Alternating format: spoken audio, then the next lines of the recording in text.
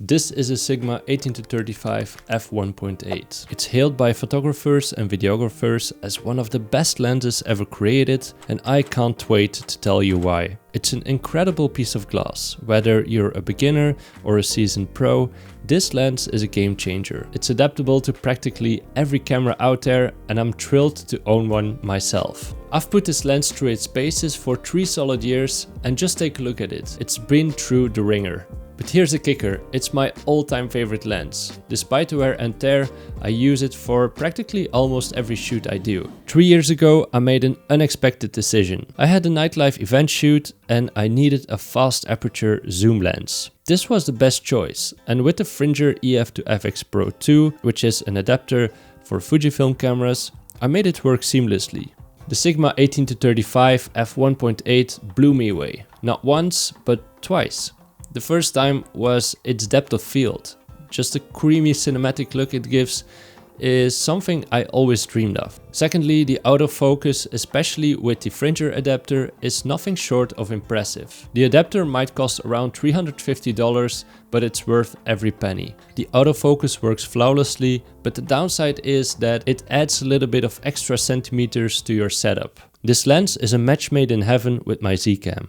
Its APS-C design translates to around 28 to 56 centimeters on a full frame, and that consistent f1.8 aperture throughout the zoom range is a game changer. Plus, the internal glass means no awkward protrusions and makes it perfect for gimbal work. This lens was released in 2013, but I picked it up in 2020. Since then, it has been my go-to lens for 95% of my projects, whether I'm using a gimbal or shooting handheld. It's important to note that it lacks stabilization and is not weather sealed, but still it handles the beatings like a champ. It's been knocked over a couple of times even when standing on a gimbal, but luckily I had my ND filter on top of it, so the ND filter was completely shattered, but the lens was fine except for a crack into the plastic, which I afterwards fixed with some super glue. Now I can still thread up my filters and it works completely fine. Before I continue, let's have a look at some footage that I've shot over the years.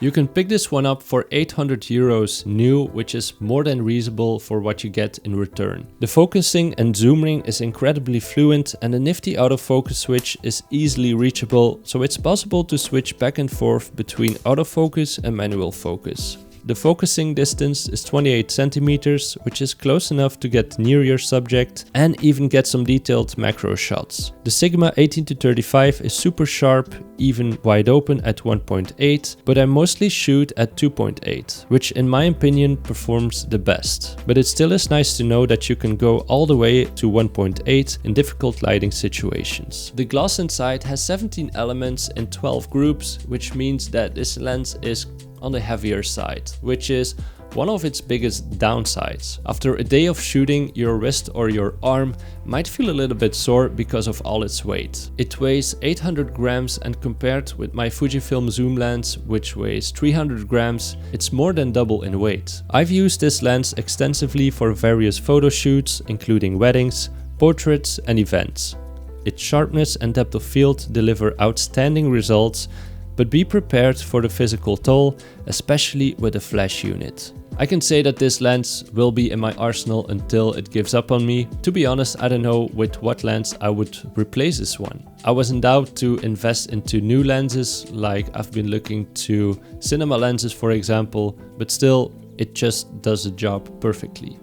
I'm using the 10-18, the 18-35 and the 70-200 as my setup for all of my professional shoots, and to be fair, I'm super happy how it all comes together. I'm a hybrid shooter who values efficiency, and zoom lenses like these allow me to get the shot without constantly swapping gear. So in conclusion, if you're on the fence of investing into a Sigma 18-35, I have one piece of advice: just go for it. Besides the weight, there's nothing negative I can say about this lens. It's well priced and offers exceptional value. Thank you so much for watching this video. If you liked, then please leave a comment down below and don't forget to subscribe. Thank you so much for watching, and we'll see each other in the next video. Bye bye.